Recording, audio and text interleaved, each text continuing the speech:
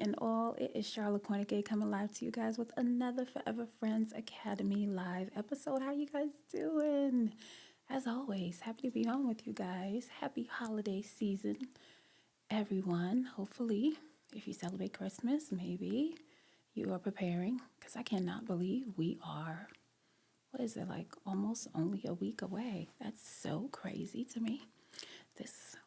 Everything's going by so fast. Hey, Justin, how are you? Thank you for popping in with me. I just came on. You're at the tippity top of tonight's episode. So let me introduce myself just in case there is someone new tuning in, which I would love to. I would love to have that.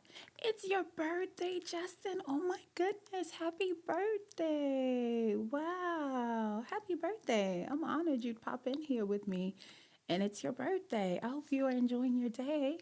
You are a holiday season baby. That's awesome. Your birthday's kind of close to mine. My birthday. Well, it's in November, but it was in November 23rd. So you're kind of, well, what is it? Well, yeah, less than a month. You're close. We're close. But happy birthday. I hope you are enjoying everything. And I did not forget about Just the Way You Are, the song. I am still trying to get in there to finish it up for you. So I just want to remind you, I didn't forget. Oh, you're welcome. I so appreciate it. He said thank you for the birthday wishes. But anyone new popping into the podcast tonight, my name is Sharla Kornegay. I'm an author, recording artist, creative interact coaching, and Forever Friends Academy.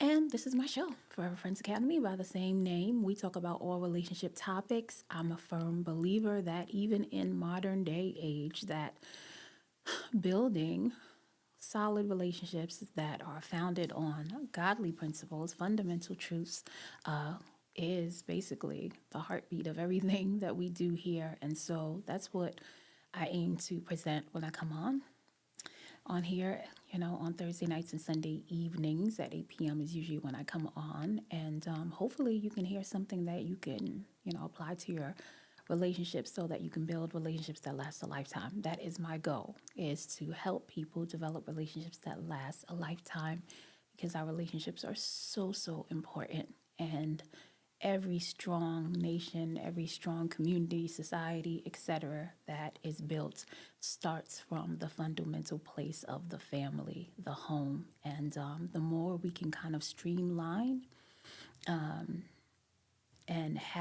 creating environments where children who are coming into the world can come into the world with an advantage of having two loving people, the husband and the wife that love each other, gives them a great advantage to kind of navigate this life. So hopefully you'll hear something that you like.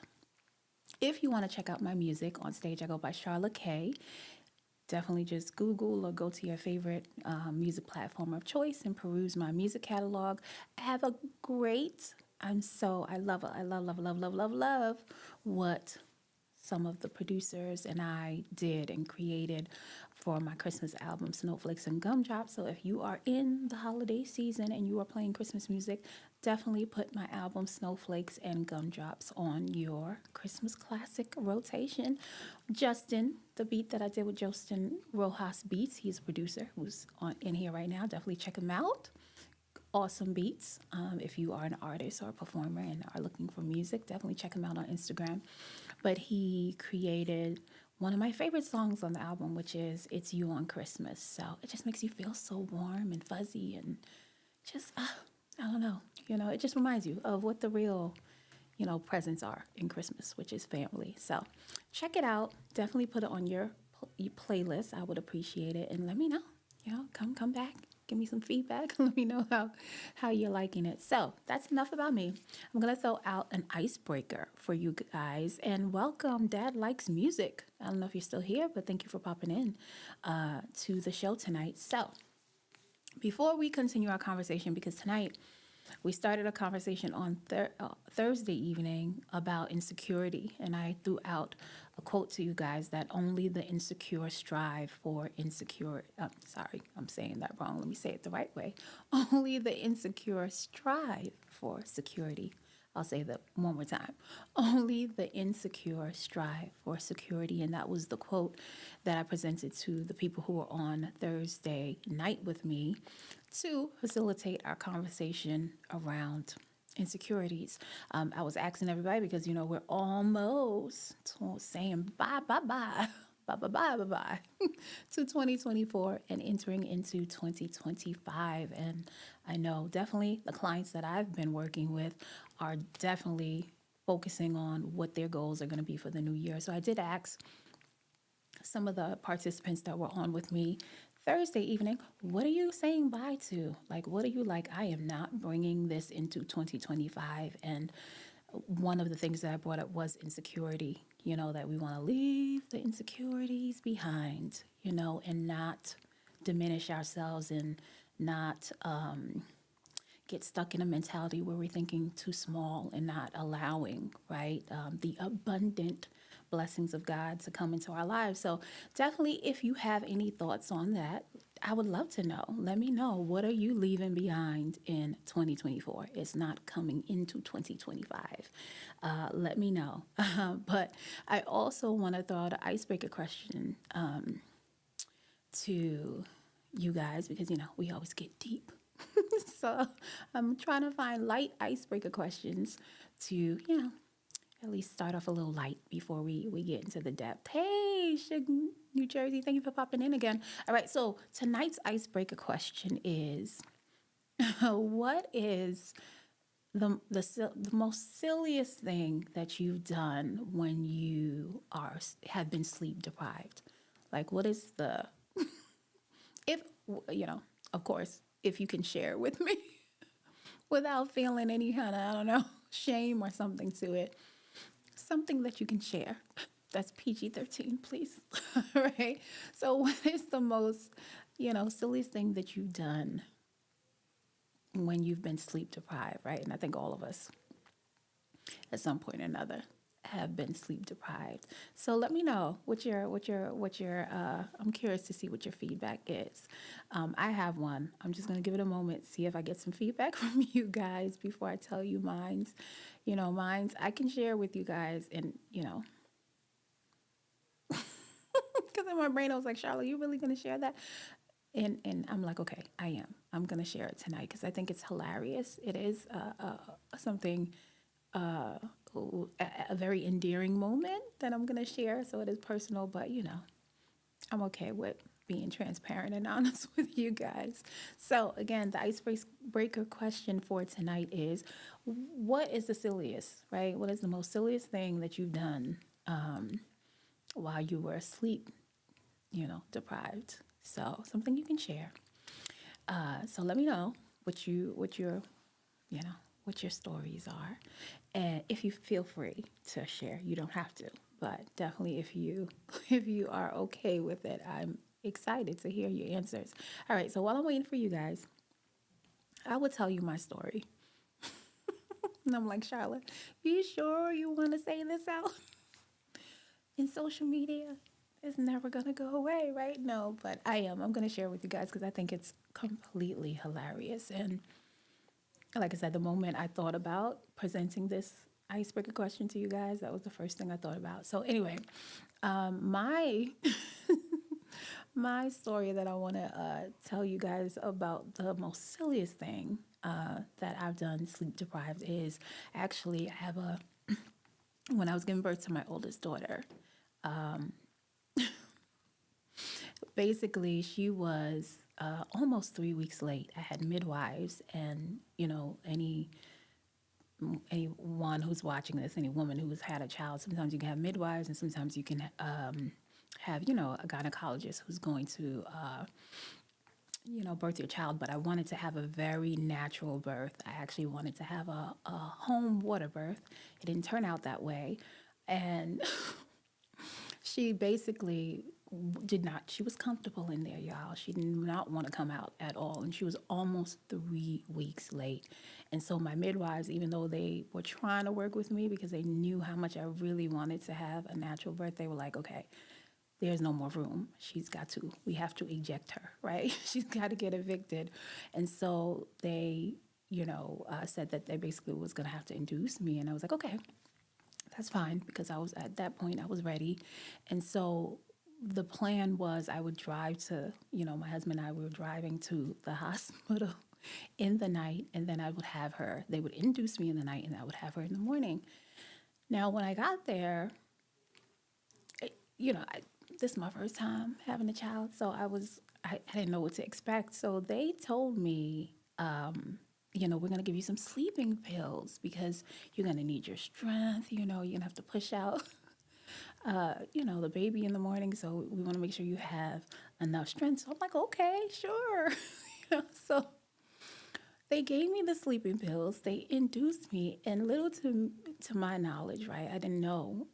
I couldn't sleep at all, because any woman on here who might be watching or watching the replay, you know that when they induce you in labor, you get contractions like you're supposed to push, but you can't. You can't, right? So I was literally getting contractions back to back. So I I felt like I was like getting electrocuted a little bit. Like shocked there, because I'm trying to doze off, but I can't, because every time I try to doze off, a contraction comes. So I was completely sleep deprived, even more so than I was by the time, it was the next day for me to have my daughter. But the thing that was the silliest part was that after I gave birth to my daughter, thank God everything went well. My husband and the nurses, they were all just smiling at me, because they said that when I was in labor, and mind you, I do not remember doing this at all. They said that I was telling my husband, like, oh, we've got to get all the animals into the ark, babe. We've got to get all the animals in the ark. And I'm like, what? Did I say that? And they were like, yeah, you were moving your arms. There were actually, there were actually animals in there, right? And so my husband was explaining to them that, the night before we came here, we were watching Evan Almighty, which if anybody hasn't seen that movie, basically it's he's Noah and he's building the ark. It's like a modern version of it. And so clearly, somewhere deep down in my subconscious, I was still thinking about that movie. But the fact that I was saying that during labor and literally telling my husband that we had to get the animals in the ark is absolutely hilarious. And I would honestly have paid anybody to kind of record it so that I can watch it and be almost in shock, but also just in tears laughing. So that's my silliest thing that I've done, sleep deprived, that I will never forget, because literally it marks the birth of my my oldest daughter. So that's what my story is. Hey, Maya. So again, for anyone new coming in, I just did a little icebreaker question. What is the most silliest thing that you've done sleep deprived? And I was just telling my silly thing that I did very sleep deprived, which was to tell my husband that we had to get all of the animals in the ark, because I was indeed very much sleep deprived. And clearly, the movie that I watched the night before was still on my mind. So I thought that was hilarious when they told me that. All right, so that is the icebreaker question for anyone coming in. And secondly, I threw out the quote for tonight, which is a continuation from our Thursday night conversation, because I just felt like that conversation was so good, but we needed a little bit more time to dive into the topic. And so if you're coming in, the quote is by Dwayne. Y'all know I'm good for paraphrasing names, and I don't want to, I don't want to do that. So let me look so I don't do that to you guys tonight. It is by, and I was doing it. I called him Dwayne. It's Wayne Dyer. Wayne Dyer. Tonight's quote is from. And the quote goes like this: only the insecure strive for security. Only the insecure strive for security is tonight's quote that we are continuing. Hey, Ajax, how are you? I am doing good. I'm glad to see you as always. Always good to see you. Hope you're enjoying the holiday season. And yeah, the feeling is mutual. I'm happy to be back on with you guys, and I'm happy to, always see you in the conversation. So you just came in. I just put out the quote for tonight. Again, it's by Wayne Dyer, and the quote is only the insecure strive for security. Only the insecure strive for security. You guys know the drill. Do you think it's truthful? Do you believe it? Do you disagree? Do you think it's something that would be beneficial for you to keep as a mindset or a gem of wisdom to help facilitate, developing healthy relationships? So let me know.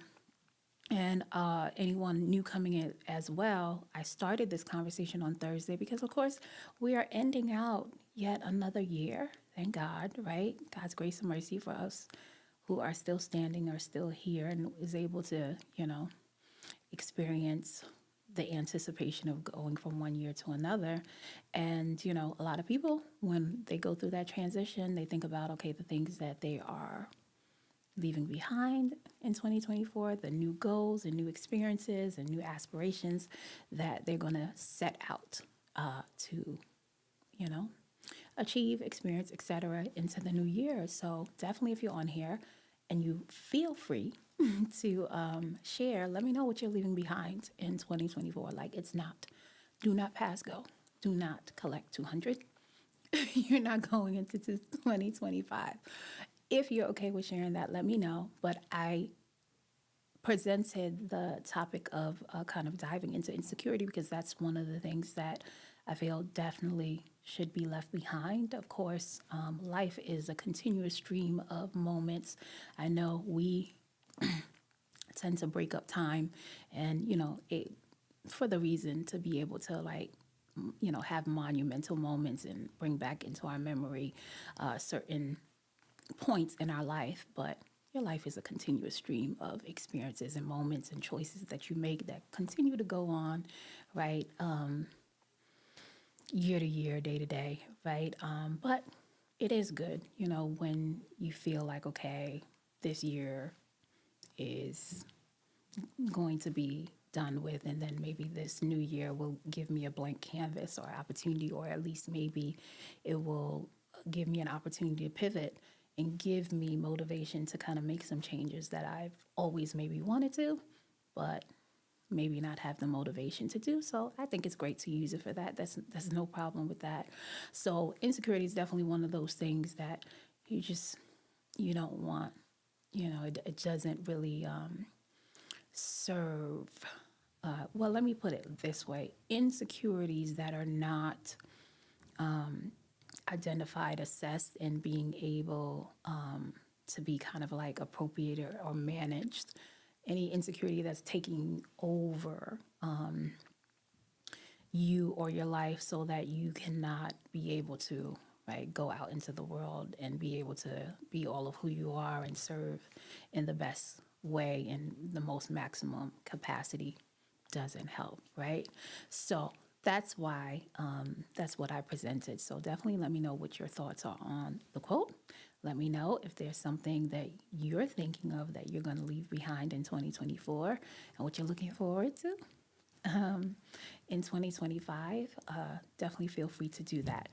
So while I'm waiting to see if I get any comments from you guys, and let me double check to make sure I'm not missing any, because sometimes I do that. Hey, just come and sing. Sing. Sing. I know, E. I so adore you. Thank you, E, because you are my reminder. Because if I ever have a day that I'm like, oh, Sharla, you should just give up on singing. Like, don't do it. I'm going to see all of your commenting and saying sing, and I'm going to say, well, I can't do that because E, if there's no one who wants to hear me, E always comes in here and says sing. So I appreciate you for that. I really do. I'm laughing, but I'm really serious. So I appreciate you.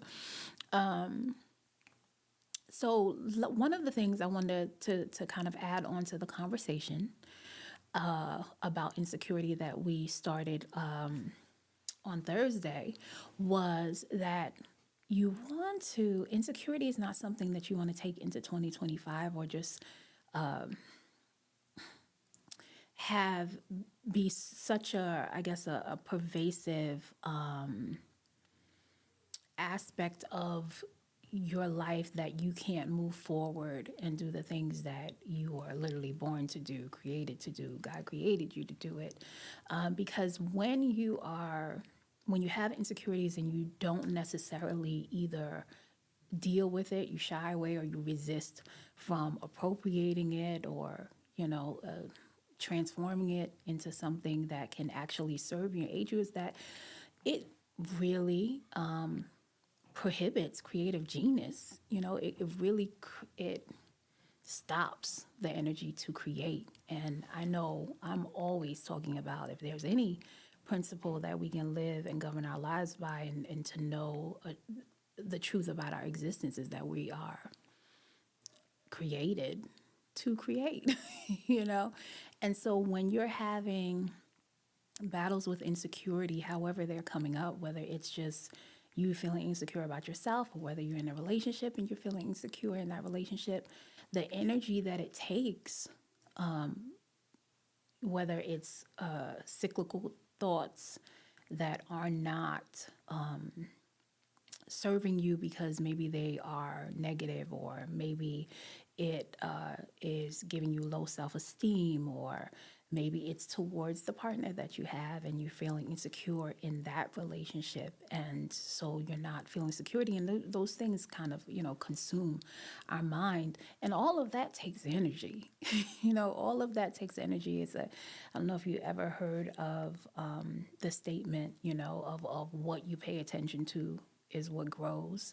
So in that same type of kind of truth and sentiment, when you are riddled, if your mind is riddled and your heart and your being is riddled on the insecurities that you feel like you have, or a situation that's making you feel insecure, then all of that energy is being poured into that area, and then it doesn't leave room and space for your creative genius to come about.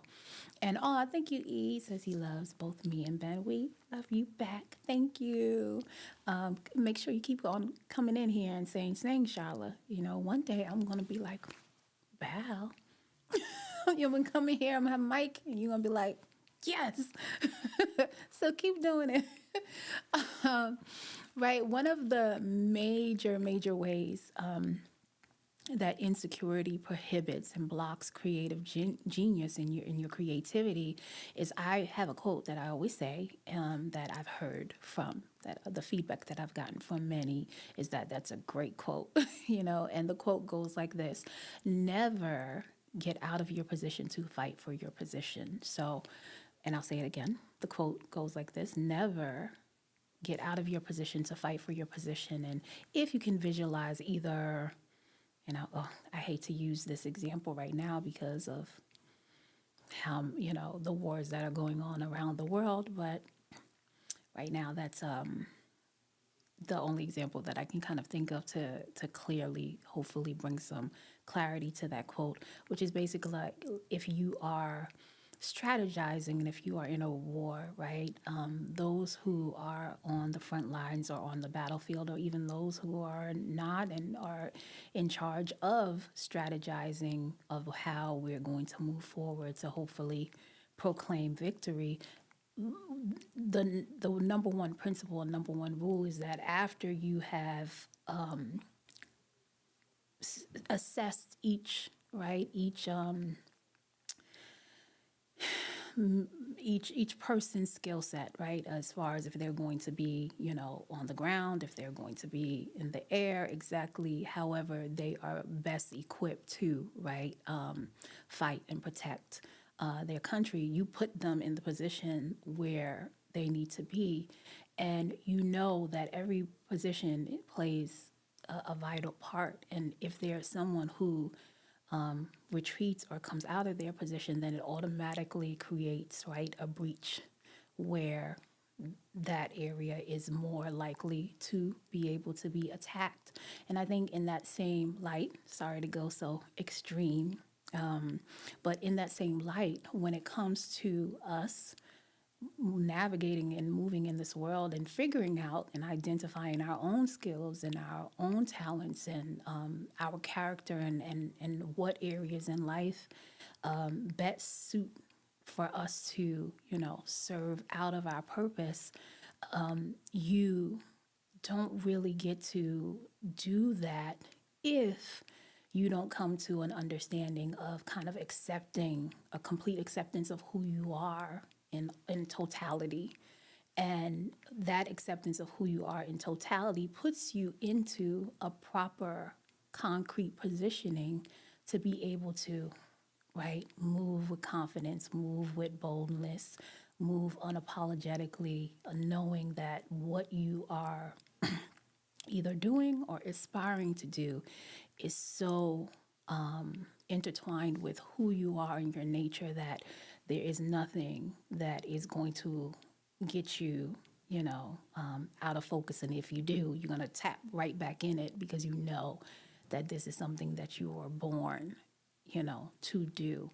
So once there, in our insecurities, unfortunately, the most menacing part of it is that it, for many, makes them get out of their positioning, right? Because if you don't know who you are, if you are not willing to accept the things, all of that comes with who you are, then it's very hard for you to even get a good footing and grounding to say, okay, this is what I'm going to do. Even if I feel I'm going to do it while I'm scared, I'm going to do it even if I feel like I'm not fully polished in the way that I want it to be, or I don't feel like it's perfection, but I know that I have to continue doing this so that I can cultivate myself and I can grow, and that if I don't do this, I will feel like I completely,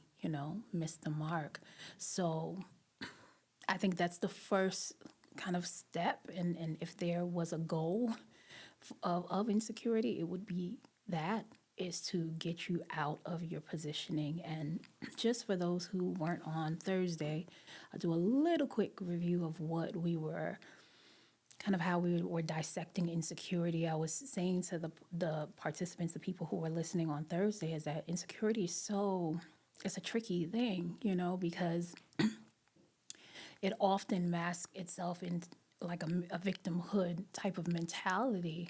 But that victimhood mentality is coming from a very self-centered nature. And I gave them the visualization that if you can visualize insecurity, the process of it as someone putting a microscope, putting themselves under the microscope, or putting a spotlight on them, on them. And unfortunately, that spotlight, or how they put themselves under a microscope, now exposes all of these, let's just say maybe imperfections, that they have judged or deemed that maybe they think lowly of themselves in. And maybe, of course, things happen and people grow up in certain environments, toxic environments sometimes, where things are happening to them. And of course, they can bring about certain insecurities, and, they have taken that type of mentality on. And what happens is that whatever it is, whether it was something that primarily externally came to you and you just married it, you married whatever someone else's perception of you or someone else's negative thoughts or words about you, and then you take that on, and the self-centeredness in insecurity really blocks when there are other people around that person who might want to pour in something good, who might want to present words of affirmation towards you. That insecurity, and I told them to visualize it like this, that when that word is coming to you, it's like insecurity is like a sniper. It is shooting it down, right? It's like it's not only shooting it down, it's distorting it to where you cannot even hear, right? Either the truthful statement that that person is giving you, because the truthful statement, the insecurity distorts it and makes you think that, okay, oh, that person is like literally marrying the same mentality that I have about myself. Now they're telling me that I'm this, low person, or when they could be just presenting something, an area of improvement that you can work on, right?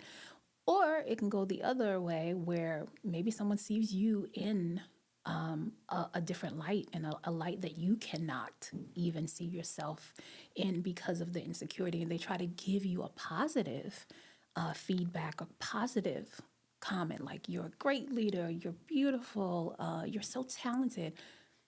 There goes the sniper, insecurity sniper again. And that person can't even really receive it because the insecurity makes them reject it. And then constantly, right, reaffirms in their mind that, right, well, how I'm feeling, how I've judged myself, that person just, confirmed it in what they did or what they said and their actions. So it's it's a tricky thing. And so what I was telling the people who were on is that one of the ways that you can kind of grow out of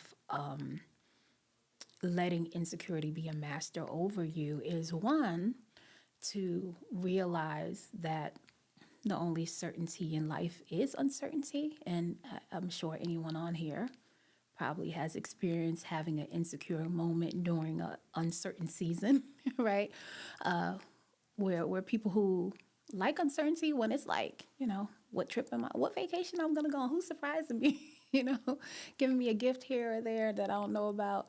But when it comes to, challenges of life or transitions in life, when we're experiencing uncertainty, it definitely doesn't usually come with, depending on who you are. Some people navigate it really well, which is great.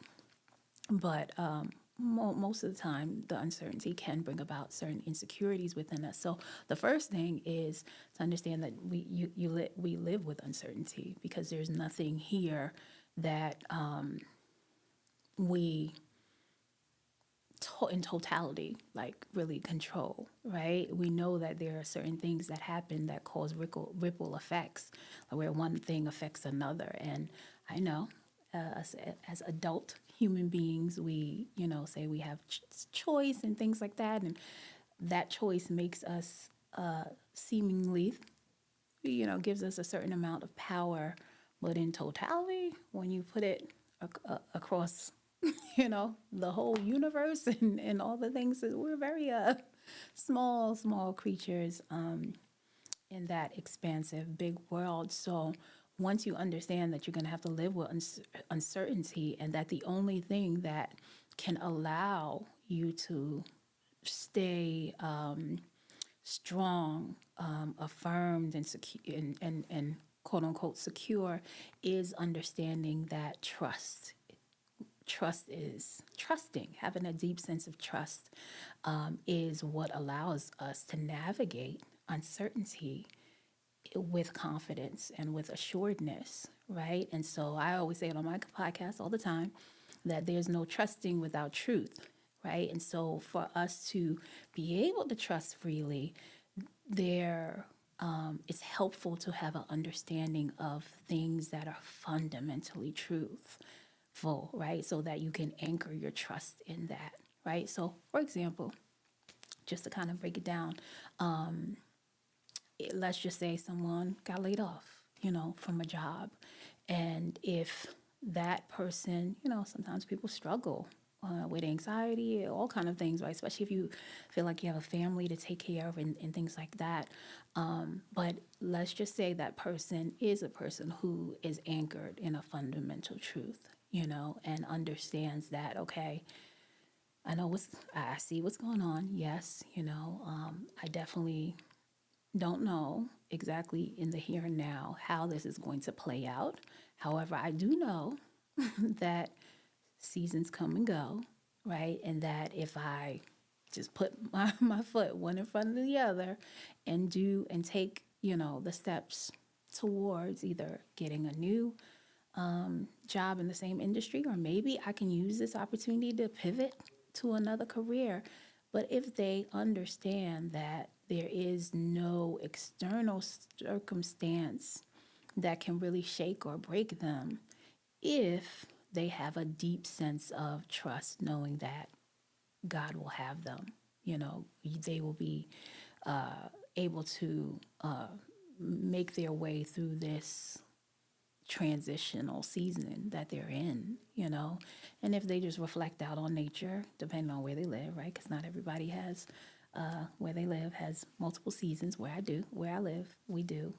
But even in that, right? Even if you're in California or somewhere where the seasons aren't changing in the way as far as weather, but just life. Life is go to the beach and watch the ebb and flow of the ocean waves coming forward and then retreating. That's life, right? And understanding that learning how to flow with those ebb and flows that happen, learning that that the wave is going to come back to the shore, even though it retreats. So in that same way, right? So whatever mindsets that they have to, that they choose to pick out and recall in that moment is going to help them stay anchored in that moment of uncertainty, and also give them the opportunity to build and muster up their trusting in that season. And when you do that, that's when you open up the pathways for creative genius to come in, and creativity to maybe possibly even weather the season one better than they probably even thought they would have. But most importantly, is to open up your mind to have different possibilities come into their space. I've known many people who have been in a situation like that, where they've been laid off, and that literal uncertain situation or season became a catapult for them, where they either dived into entrepreneurship, started their own business, right? The only difference between them and another person who might let the insecurity get to them and crush them is what we're talking about tonight, is being able to kind of, okay, what truths can I pull from that I can remind myself in the moment that will build my trust to know that this is a bridge that I'm just crossing. So I want to take some moment because Antoine wrote me a statement, and I want to make sure that you guys hear it. He said, yes, Sharla, I agree with you and what you are saying. You are making good and solid points. I appreciate you, Antoine. Thank you. It's always good to know, for real. Because I don't know, does anybody else do this? One, because I never thought that I would be, every time I come on here, I'm still like, what are you doing, Charlotte? Meaning, talking about relationships, I just never thought that I would be doing this. So oftentimes when I am talking, I'll go back and I'll listen to myself just to be like, let's make sure you are making sense. Because sometimes when you're flowing in it, so I appreciate you taking out the moment to let me know that it's landing. I so appreciate that, Antoine. So we want to anchor ourselves, right, in the truth so that we can freely trust. And we don't want the insecurity to put a chokehold on our creativity and our creative genius, because I just was speaking to some of my clients, and I was telling them, the beauty of the marriage, and the beauty of a relationship, really, even if it's not in a marriage context, is that you have both the partner's energies there, right? That's the whole point of, I always use this simple example for my clients or people that I'm talking about, especially in this modern current day society where everybody, I don't want to say everybody, but many people tend to get puffed up in their egos, and all these conversations of like, what do you bring to the table? Because I bring this and da da da da da, and match my energy and all kind of stuff. So I always do the simple example of like, have you ever put pieces of a puzzle together? You know, it's like I feel like the in our current society, you have people like just waving this one little piece. Hey, here I am. I'm the golden piece, you know, forgetting that you're just one piece in a much bigger puzzle, you know. And I'll ask them, I said, if you're building and piecing a puzzle together, do you see the picture greater when the pieces are apart, or when you found two pieces that actually, right, where their grooves fit perfect, you know, perfectly just right together? And, you know, the answer is clearly when we put the pieces together, the clarity, right, of the vision and the picture, the fullness of the picture is put in its full scope. And so, right, that's another example of when I'm saying that trust has to be anchored in truth, right? So let's just say someone is vetting a potential person that they're building a friendship with, and they're trying to see, okay, if this person is someone that I can build, you know, something more with. That's a truth, a principle that I just gave you guys that's could be laid out in the most simplest way and in simple terms, that okay, this person am I, is the picture becoming more clearer now, meaning that when you're in the relationship with the person, are they, you know, able to bring out certain things, make you more aware of your characteristics, of your nature, of your talents and skills, even of your insecurities, believe it or not. Sometimes when we're in relationships, we shy away from that, but that person is there to do that. You know, they're literally there to do that. I don't mean in a relationship where it's again a toxic, where someone's just placing toxic comments and negative things on you, right? We can easily go back to the example that I was giving, saying that, okay, two pieces of a puzzle put together makes a clearer picture. So if this person is just pouring on, you know, all of this negativity, and it's not making you, or not, I don't want to say make, but inspiring you or motivating you, or not making you kind of like, you know, shy away from being able to see some of the things that you need to improve upon in your life. You know, when you have solid friends, solid partner, you know, in life, and, you know, family members who genuinely care for you, they know you are not whatever insecurity it is that you are dealing with or navigating through. So they're not afraid to, you know, offer truth to you or have hard conversations with you, because they know that the insecurity is not you. So once they have that conversation with you, they know that that's going to provide the opportunity for you, you know, the true nature of who you are, to be able to kind of like, you know, process that and see if that thing is serving you or if it's not. And if it's not, they have the faith in you to know that, okay, yeah, who she or he, whoever it is going to grow out of this. So we want to kind of, you know, look at life, be observe, make, you know, good observations, and listen so that we can, right, build a great understanding of the truth that surrounds us, honestly, daily, and the wisdom that surrounds us daily. There's another quote that I have that I say often, that I've heard feedback that people like, and the quote is, "Do not forsake the wisdom that God has placed in you for the knowledge that's presented to you."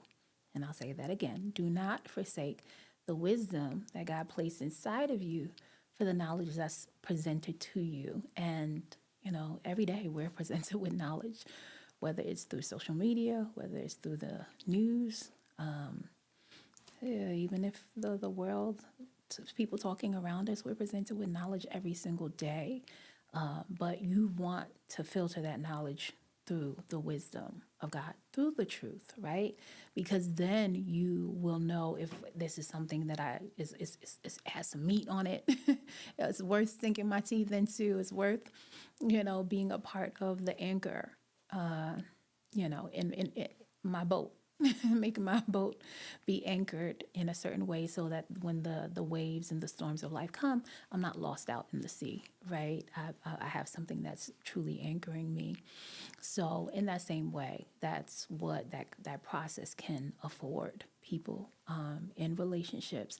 And so you want to know that we do have to live with uncertainty. And sometimes, yes, that uncertainty will bring out a natural kind of insecurity when you're navigating the unknown for many, right? Not for all, but for many. Navigating the unknown does bring out some insecure feelings. That's natural. You just know that, okay, I need to,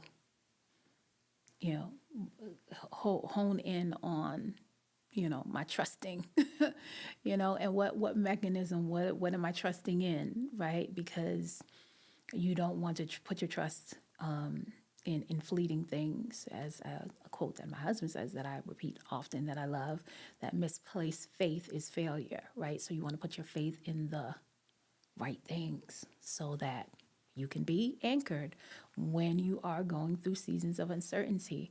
So, you want to know that in life we must live with uncertainty.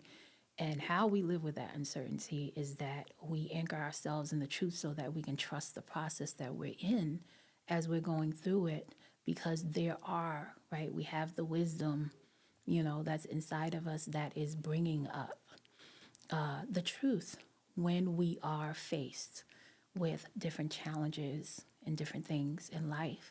And then two is to understand that if you're in, whether the insecurity, like I said, it might be something that you're placing on yourself because, you're battling being able to see yourself in the true light, or maybe you're comparing yourself with others and forgetting.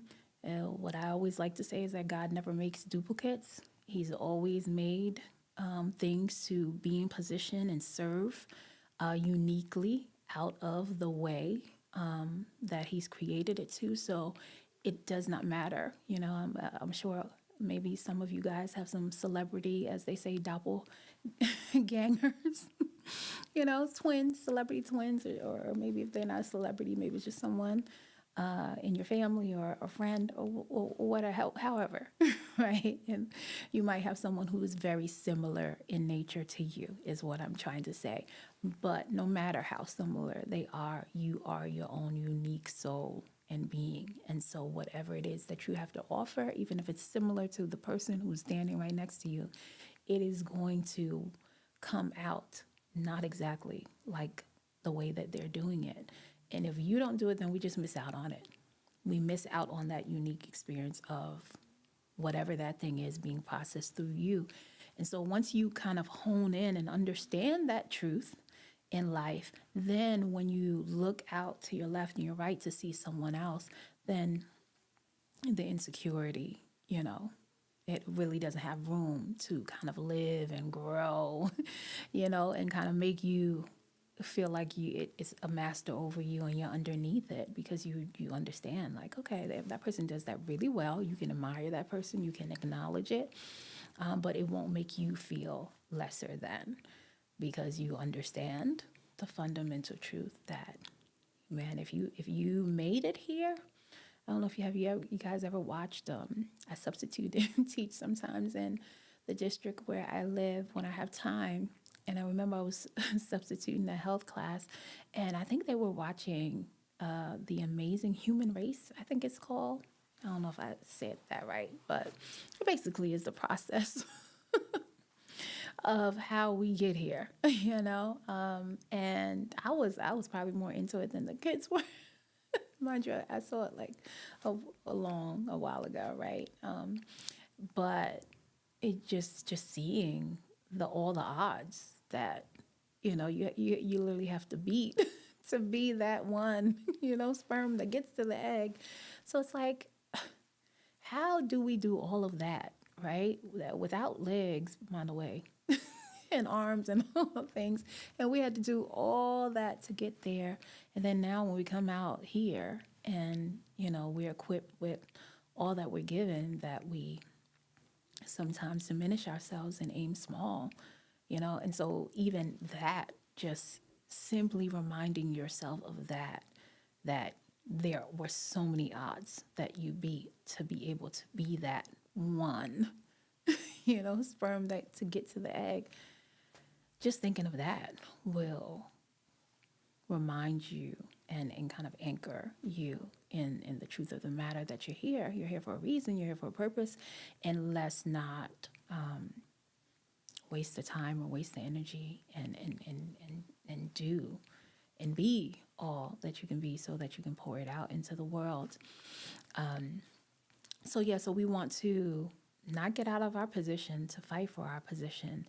And we want to know that we have to live life with uncertainty. And the way that we can combat the insecurity from creeping in is to understand that the trust has to be there, right? Where there's trust is very hard for insecurity to come in, right?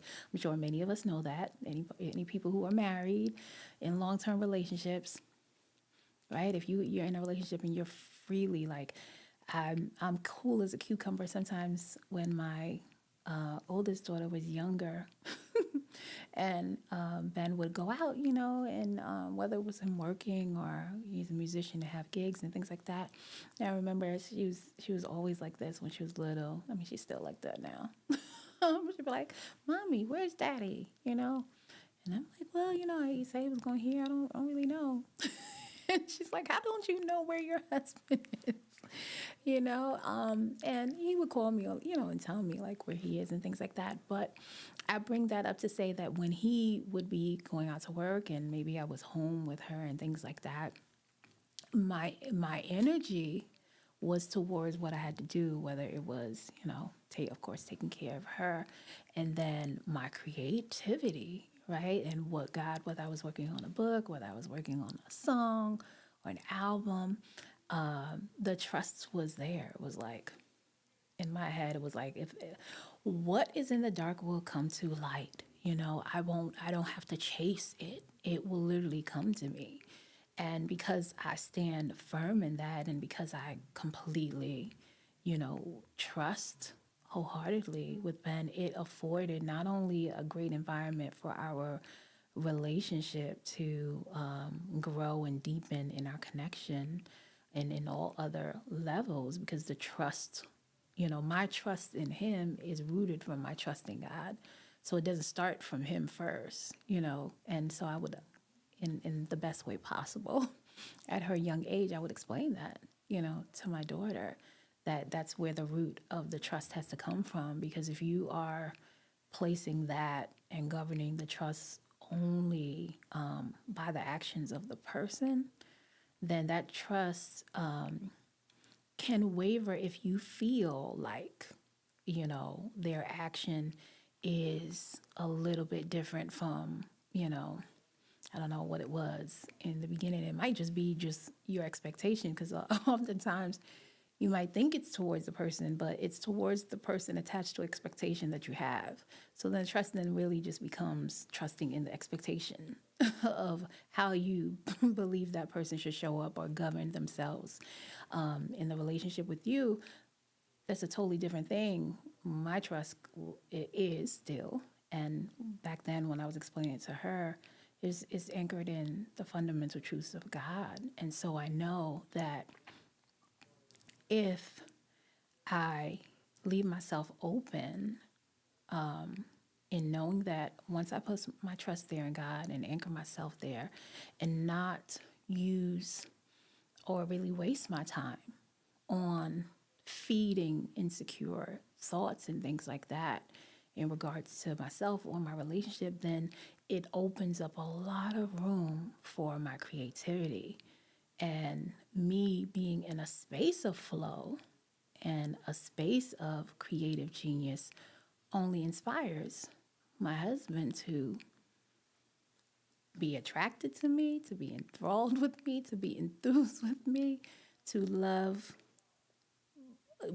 being, in my presence, because that presence reflects me being united and in tune and connected with God and caring about what is most, important to do here on purpose, with being fueled by God's Spirit. So insecurity blocks that process because it combats faith. And for those of us who are believers, and believers in Christ, you need faith to, it's impossible to please God without faith. And insecurity comes to combat that. So when it does that, it tries to shift you out of your knowing who you are, takes you out of your position. You can't, fight for your position if you're already out of your position, right? Because you're already out of alignment, and you definitely can't compound and serve because you don't have the energies being taken. It's being funneled through insecurity. So there's no extra room for the creative genius to come through. So that's the part that I didn't get to on Thursday. So that's why I was like, I want to come back and kind of talk a little bit more about, insecurity and some of the main reasons why we want to be able to, however, maybe it's going to a therapist, maybe it's going to a coach, maybe it's if you have family members who are equipped, right? Let's make sure we say that. Family members or friends who are equipped to help you kind of work through it and walk through it with you, then that works. But your life is such a beautiful, miraculous gift that you don't want to waste your time, the precious resources of time, energy, and faith that is given to us here on remaining in an insecure state. Because there are people in the world who are waiting to experience here exactly what you have to offer. I always say too, because when people see what I do, whether I'm singing or whether I'm on here, a lot of things that I do are in the public light, and I inwardly am a very private person, right?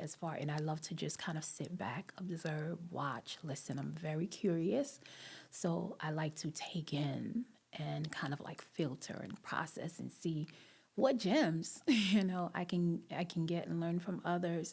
And I think because of my nature in that way is why on the other end that I'm in the public light, and I can put some of those principles that I've learned, come on here and have great conversations with you guys and present it in that light, or present it in the songwriting lyrics, the lyrics of my songs. But I always say to God, I'm like, are you playing like this is the longest, what they call like a joke, you know what I mean? Because it's like, I'm so private. How did it end up that everything that I'm doing is, in the public eye? But clearly, I'm built for it, even if, I feel like, okay, I would really like to just kind of sit back and watch, but how he created me is to bring attention, something about the way that God created me causes attention to be drawn to me. And so he can use that, and if I'm willing to say the things and be open and submit to the purposes of God, then he can use that in great ways. And I'm okay with sacrificing privacy, not feeling like everything is, or that I'm the most equipped to do it. I'm okay with that for the sake of just whatever messages or whatever truth to be conveyed and to get out. So hopefully, my aim was to get on back and kind of talk about it to encourage anyone who is listening right now to take that mentality and don't wait until 2025, but start now. Because, as I said before, our lives is this continuous stream of moments, right? It's not the way we have, dissected time. So you don't have to wait until New Year to start that. You can start it now, because you're worth you're worth pouring out everything that's, God has put inside of you, so that other people can hear. And you can find your just right people, your just right tribe, who are like, oh, you have been all that I've been waiting for. Everything that you're saying resonates to the core of who I am. And then you can find sheer joy in the beauty of being able to live out your purpose here, you know. And as I was saying in the beginning, there are many ways that you can look out in life, and you can see the consistent truth and fundamental principles of God that will help in those moments of uncertainty when you're going through challenge and you're going through an uncertain transition, where you will bring those things to your remembrance, and it will anchor you so that you can be able to take the next step.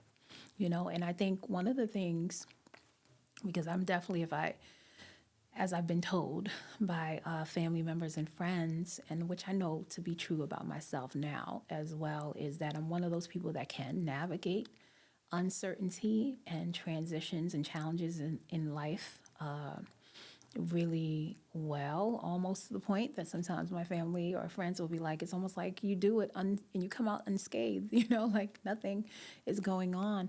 But one of the main reasons why I can do that is that, of course, the trust, like I told you, anchoring your trust in truth, in the truth of God, definitely helps that. Absolutely, hands down. But another also mindset that I keep really near and dear to my heart that allows me to do that is that whatever challenges that I'm facing, or whatever next year, of awareness that I have to face about myself that I might have not known, and maybe it's my husband that's presented to me, or maybe it's someone else, I always remind myself that this is an opportunity. Like, if you're going through an uncertain season, if you're going through a transition, if you're faced with a challenge, if someone has pointed out a new blind spot about yourself, it is an opportunity. Like, at the end of the day, however that opportunity comes wrapped in, it's still an opportunity.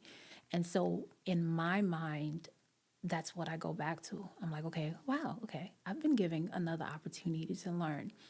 Wow, I'm still breathing. So that means I can, flip this situation, or learn from this, or grow from this, and be able to refine and renew my mind and my heart, and be able to now experience, a more refined or newer version of myself, and how that newer version is going to engage with all the other people in my life and how that affects them. So I always kind of remind myself of that. And that's definitely one of the things that helps me to navigate, those uncertain spaces in life, to where it's not, it's not causing anxiety, it's not breaking me down, and things like that.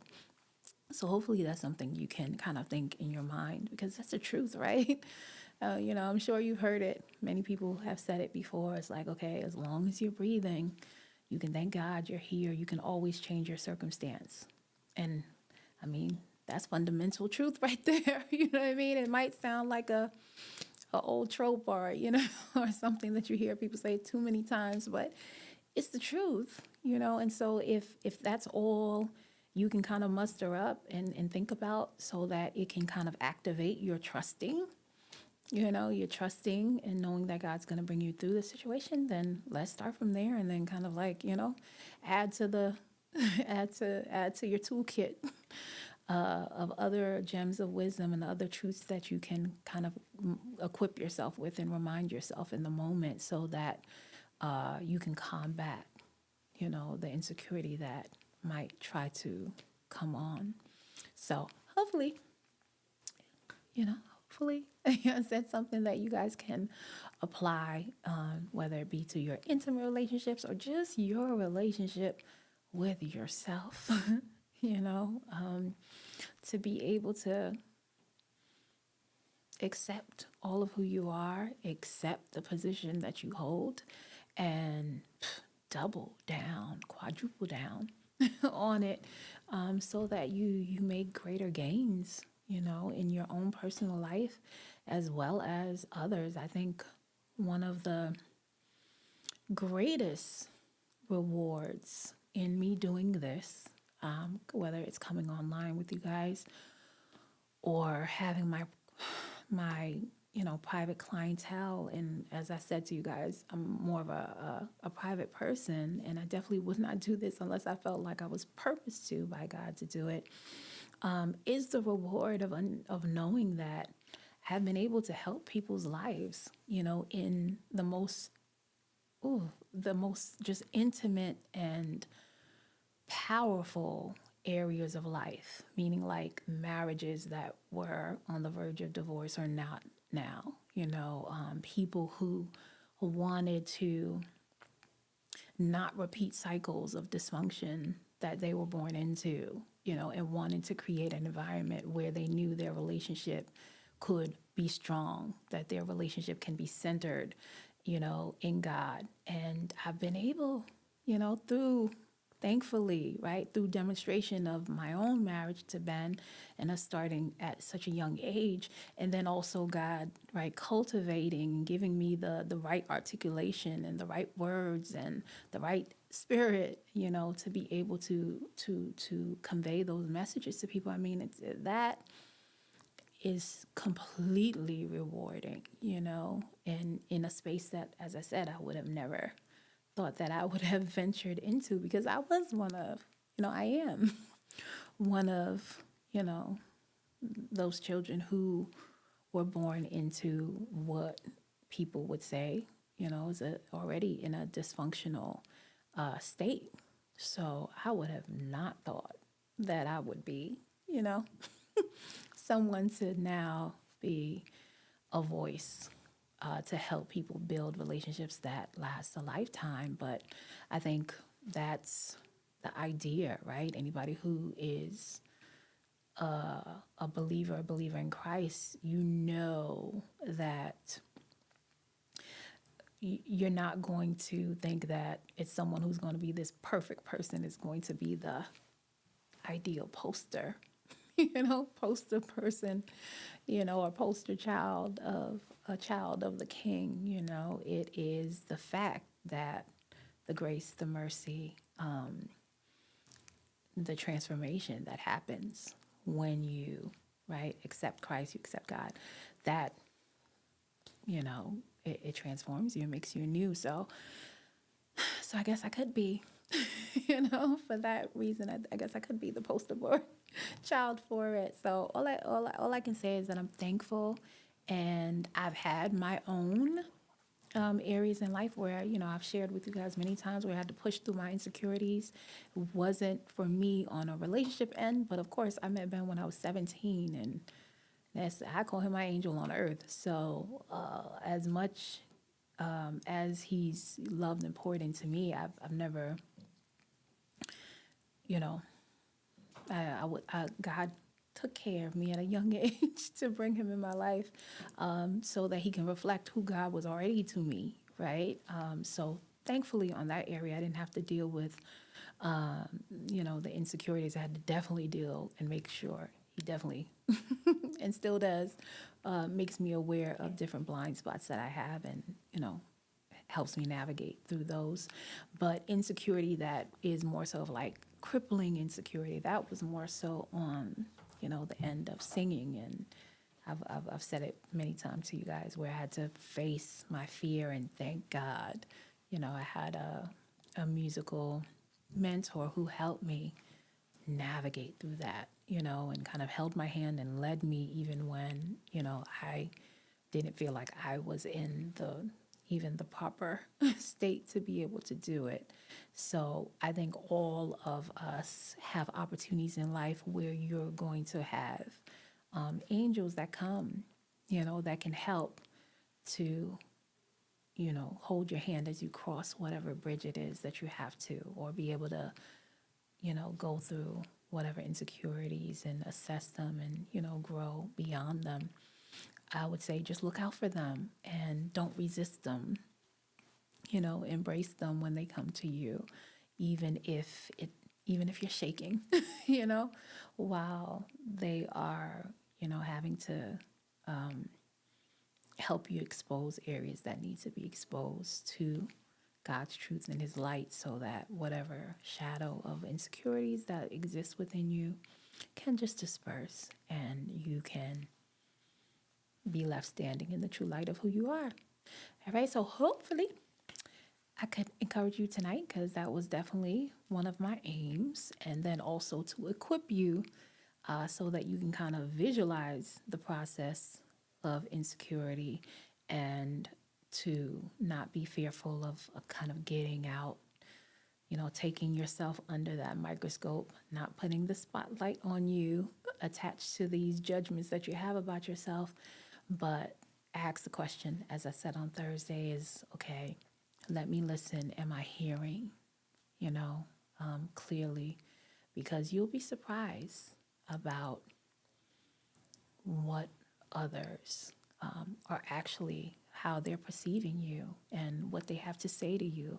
Oftentimes people who are insecure, sometimes they'll kind of get curled up. They'll ball up into their own world because oftentimes you think when you're exposed that the other person is going to see you in the light that unfortunately you've been seeing yourself in.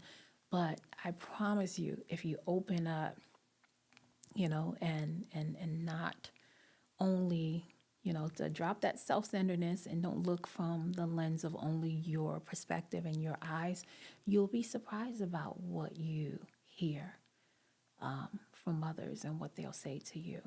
So let's say bye-bye-bye, bye-bye-bye-bye to insecurity in 2024 and go full steam ahead in everything, that you feel like you've been placed here to do for a reason. Because the world is waiting and time is not stopping.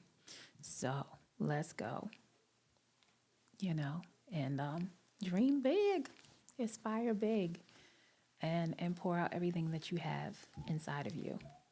All right. So hopefully you guys, oh, good. That's all I need to hear, Emily, is that you will try. And I believe you will. I'll confirm it. I'll affirm you in that one step at a time. Right. That's it. Just one step at a time. Okay. But as always, love you guys. I hope you guys are having a good holiday season. For those of you who might experience the holiday season a little bit differently because you've lost loved ones and things like that, I am sending you a big virtual hug and praying for God's peace and comfort and love to just pour all on you during this season. And I'm praying that there are, even though you're missing loved ones, that you can embrace the loved ones that are still here and allow them, to shower you with their love and their gratitude. And gratitude to be able to see, right? Live to see another holiday season. So with all my love to you guys, and, if you're feeling a little down or if you're feeling high in spirits, definitely listen to that Snowflakes and Gumdrops album. I really tried to put all of that, a lot of that in there. So I appreciate you guys. I will be back on, God willing, Thursday. This coming up Thursday. Oh my goodness, guys, it's almost Christmas. So crazy. Almost the end of the year. All right. But I'm glad. All right. But I'm getting off, guys. I appreciate you. I will be back on Thursday. And as I like to say, always remember to live to love freely. Until next time. Bye, Antoine. So happy you came on. Yes, I know you work on Thursday, so I appreciate you coming on. I'm glad you enjoyed it. Thank you so much for your feedback, for real. It helps. So I appreciate you. All right. Love you guys. I will be back soon. All right. Bye.